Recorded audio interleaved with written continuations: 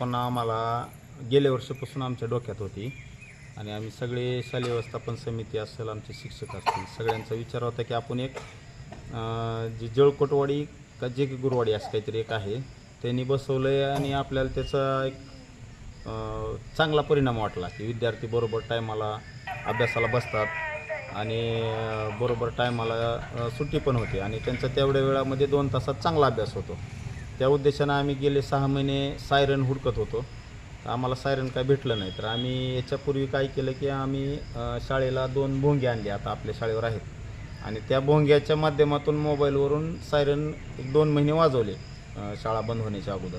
त्यानंतर आम्ही थोडंसं ऑनलाईन वगैरे सर्च करून आम्हाला सायरन मिळाला. आता तो सायरन आम्ही आता ह्या शाळेवरती कायमस्वरूपी फिट केला आहे आणि त्याचं कनेक्शन देऊन तो आत्ता वाजवलेला आहे 7 वाजता बरोबर.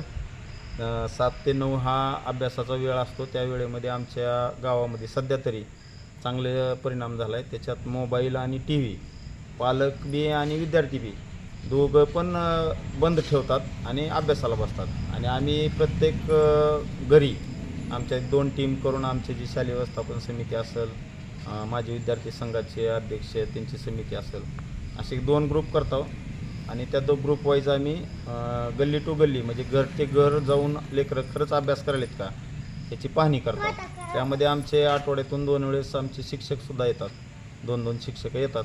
ते शिक्षक पण पाहणी करून शाळेतला खराच अभ्यास करायलेत का बाकी इतर काही गोष्टी करतात त्याच्याकडे आमचं लक्ष असतं. जिल्हा परिषदेने सुद्धा अशीच घोषणा केली होती, त्याचं काय म्हणजे ह्याच्यात हे आहे का? नाही, आमचा विषय जिल्हा परिषदच्या घोषणेच्या अगोदरचा आहे आणि आम्ही अगोदरपासून त्यांची घोषणा होण्यापूर्वीपासून आम्ही सायरन वाजवायला चालू केलं होतं. पण ते सायरन आम्ही स्पीकरवर वाजवत होतो. ते आता आम्हाला ऑनलाईन भेटल्यावर आम्ही आमचं सायरन फिट केलं आहे. आम्हाला जिल्हा परिषदचा किंवा ग्रामपंचायत किंवा कुठल्याच गोष्टीचा काही विषय नव्हता. हा शाळा फक्त म्हणजे शाळा आणि शालेय व्यवस्थापन समिती, शिक्षक, माजी विद्यार्थी संघ यांचा विषय होता.